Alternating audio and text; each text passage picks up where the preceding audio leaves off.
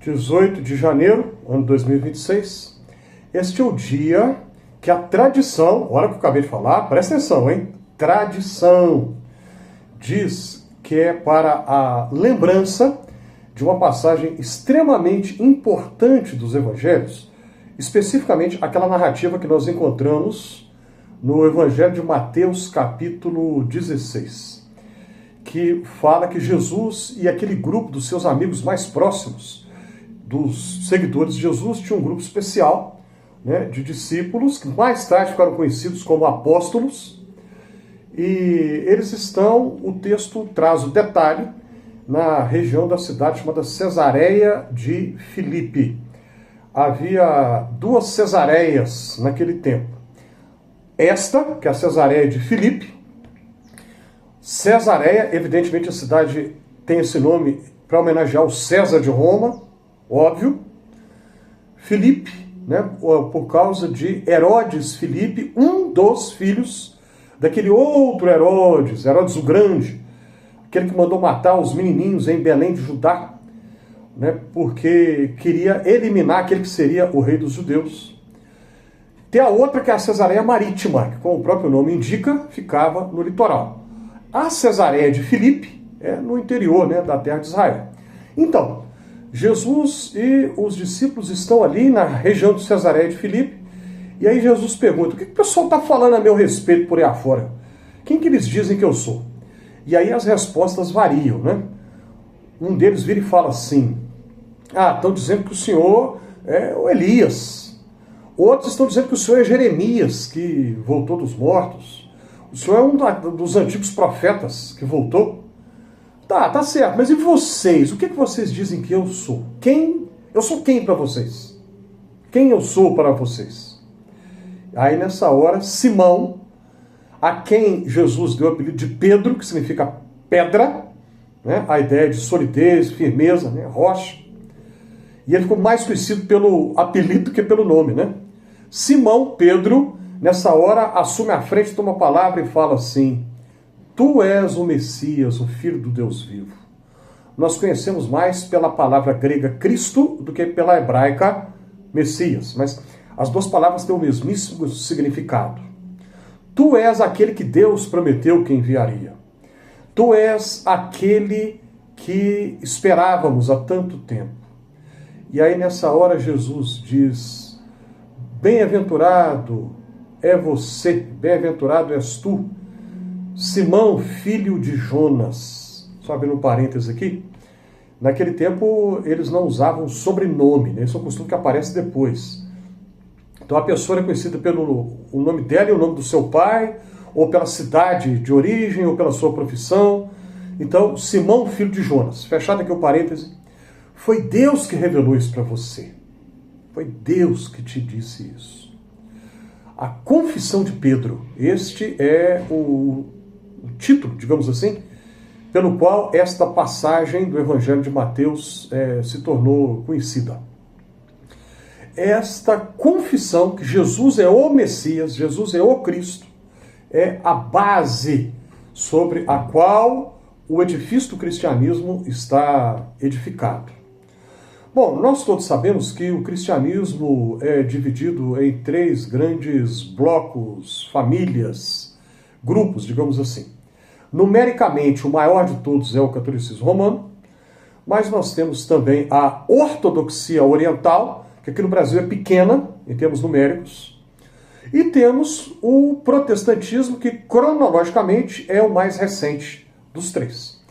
Estes três grupos compartilham alguns pontos em comum e cada qual tem as suas especificidades, aquilo que é exclusivamente seu e que os outros dois não compartilham. Por motivos variados, históricos, sociológicos, políticos, que eu não vou entrar aqui, porque eu precisarei de bastante tempo para comentar, e a minha proposta aqui no Fé e Café é sempre gravar vídeos curtos. Então eu não vou entrar no detalhamento, mas muitos motivos explicam por que estes três grupos tradicionalmente olham mais para o que é exclusivamente seu e que os outros dois não compartilham, do que pelo que eles têm em comum. Ou seja, há um terreno no qual os três pisam ao mesmo tempo. O protestante, o ortodoxo oriental e o católico romano. Há crenças comuns aos três grupos, mas o pessoal prefere olhar para o que tem de particular do que para o que há em comum. Também não vou entrar aqui no mérito de discussão teológica, quem está certo, quem não, porque, de novo, fugiria aos propósitos do vídeo de hoje e da minha intenção, que eu já mencionei aqui, que é de sempre gravar vídeos curtos.